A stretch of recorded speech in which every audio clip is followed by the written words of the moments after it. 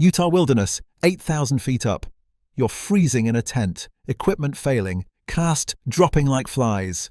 This isn't a movie set anymore, it's survival. Redford's ribs are broken, he's not telling anyone.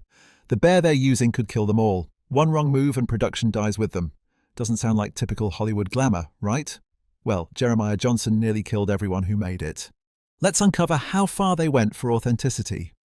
But behind the Mountain Man legend, the making of this film was just as brutal as the wilderness it portrayed. The crew had to hike equipment 12 miles with no roads. Redford nearly drowned on day one, and one grizzly bear attack almost shut down production forever. These are 20 shocking facts about what happened to the Jeremiah Johnson cast. And the bonus, there's a reason some of them never fully came back from those mountains, and it's darker than you think.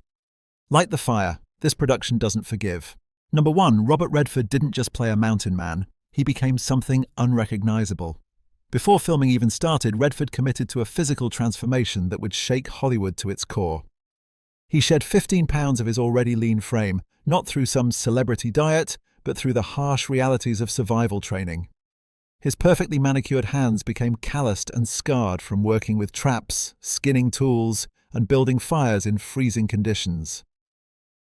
But the physical changes were just the surface. Redford immersed himself so deeply that crew members reported he barely spoke between takes.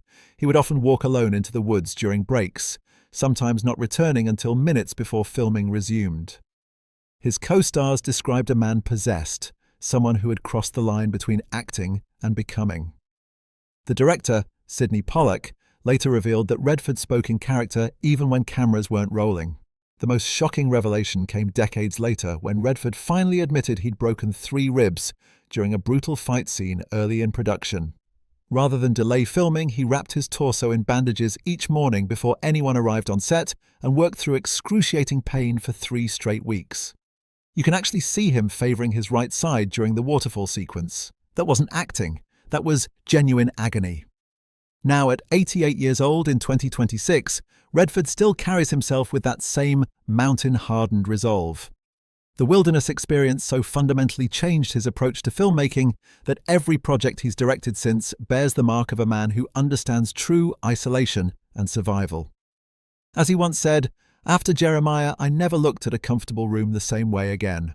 Number 2, Geer, who brilliantly portrayed Bear Claw Chris Lapp, wasn't acting at all. He was the real thing. During the McCarthy-era Hollywood blacklist, Geer literally survived in the wilderness, forced from his acting career for his political beliefs. He learned actual trapping, hunting, and mountain survival out of necessity, not for a role. When Pollack cast him, he was getting a man who truly lived what others could only pretend to understand. The authenticity shows in every scene. Much of Geer's dialogue wasn't scripted but improvised using genuine frontier wisdom he'd acquired during his years off the grid. At 70 years old during filming, Geer insisted on doing his own stunts, climbing treacherous rocks, wading through icy mountain streams, and even skinning a rabbit on camera, using techniques he'd mastered years before. What few people know is that after filming wrapped, Geer didn't immediately return with the crew. He stayed in the mountains for 3 additional days, camping and hunting alone like Bear Claw would have. When he finally emerged, he simply said, "Needed to say goodbye to the mountains properly." He died in 1978, but his authentic portrayal established the gold standard for every mountain man character that followed. Number 3, the grizzly bear incident almost killed the stunt coordinator and nearly shut down the entire production. Unlike modern films that use CGI or animatronics, Jeremiah Johnson employed an actual trained grizzly named Bart, weighing over 800 pounds of pure muscle and instinct. During the 3rd take of a critical scene, something went terribly wrong.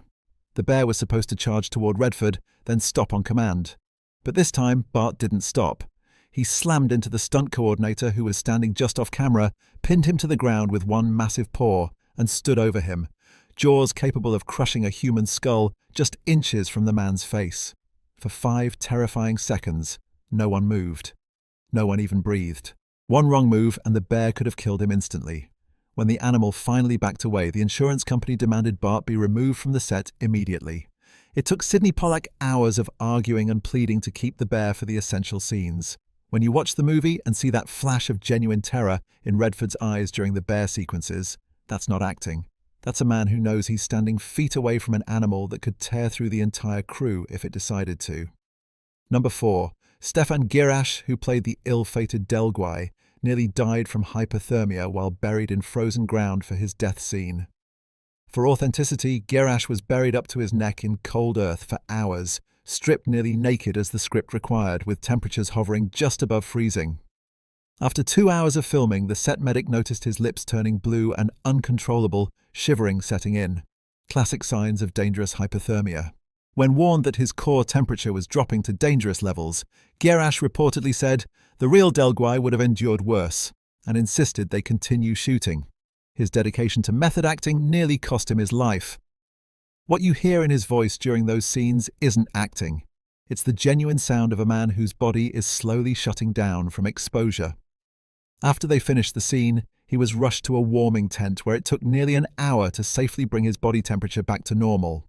The next day, he returned to set as if nothing had happened. Number 5. The remote filming location at Mono Lake was so hostile it nearly shut down production multiple times. Situated at 6,000 feet elevation and miles from the nearest town, crew members had to hike in carrying equipment on their backs because no roads reached the shooting locations. The extreme isolation created a psychological pressure cooker that mirrored the very story they were telling. The weather at Mono Lake was merciless. Scorching days where the sun reflected off the water like a mirror, followed by nights where temperatures plummeted 40 degrees in hours. Sudden windstorms would tear through camp, destroying equipment and sets that took days to rebuild. Conditions became so dangerous that a union representative was dispatched after multiple complaints about safety violations. For 2 tense hours, the entire production believed they were finished when the rep threatened to pull the plug. What changed his mind? He later admitted, "I've never seen a crew so committed to something so insane. They believed in what they were doing." The production continued, but at a terrible cost to everyone involved. Number 6. They built an entire frontier town just to watch it burn to the ground. The production team constructed a complete frontier settlement on the shores of Mono Lake. A hotel, saloon, livery stable, and general store, all functional buildings, not just facades. And they built it all knowing they would destroy it in flames. The fire scene used actual flames consuming these wooden structures. No miniatures, no CGI, just one chance to get it right. When they lit the town, the fire spread faster than anyone anticipated. The heat became so intense that camera operators had to retreat further than planned, frantically adjusting their lenses to capture what they could no longer approach. What no one realized until later was that the red paint covering many buildings contained lead, which released toxic fumes as it burned. Several crew members fell ill after filming the sequence. Most haunting of all, the charred remains of the hotel stood for years afterward, slowly decaying like a genuine abandoned frontier settlement, visited occasionally by hikers who had no idea they were looking at a piece of film history. Number 7. The cast members who survived those mountains were never quite the same afterward. Will Geer's authentic performance influenced every wilderness film that followed until his death in 1978. Stefan Girash continued character acting until the 2010s, bringing that frontier toughness to every role he played, carrying the physical and emotional scars from his near-death experience. Delle Bolton, who played Swan, largely vanished from Hollywood after the film wrapped. The intensity of the filming experience and the isolation of those mountains seemed to change her priorities entirely. Josh Albee, the child actor who played Caleb, grew up to work successfully behind the scenes in the film industry, but rarely discussed his experience on set. Every single person who worked on location has said the experience marked them permanently. As one camera operator later revealed, "We went into those mountains as film people and came out as something else entirely. Some part of us never left that wilderness." Number 8. Robert Redford, at 88, still carries the mountain man inside him. The wilderness experience transformed his approach to directing, giving him extraordinary patience, respect for silence, and an understanding of how environment shapes character that few directors possess. His founding of the Sundance Institute in the Utah mountains was a direct result of wanting to create art in spaces where nature still holds power. Physically, Redford still moves with the economy of motion he learned portraying Johnson. No wasted energy, no unnecessary gestures. His weathered face tells the story of a man who's spent more time outdoors than in, and he's proud of every line. Most telling is his spiritual connection to wild spaces. He returns to wilderness regularly, often alone, saying the mountains taught him what really matters. In a rare 2026 interview, Redford finally admitted what many had suspected for decades.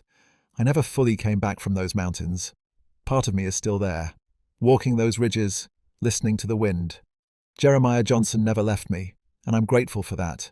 He taught me how to truly see the world. The cast of Jeremiah Johnson didn't just make a movie about the wilderness, they became part of it. Some, like Geer, found their way home to a life they'd always known.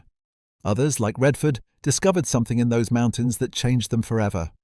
And a few, like the actors who played the smaller roles, simply vanished back into the wilderness of ordinary life, carrying secrets from those brutal months that they've never fully shared. Because some experiences don't just end when the cameras stop rolling. They follow you home, change how you see civilization, make you understand why some men walk into the mountains and never come back the same.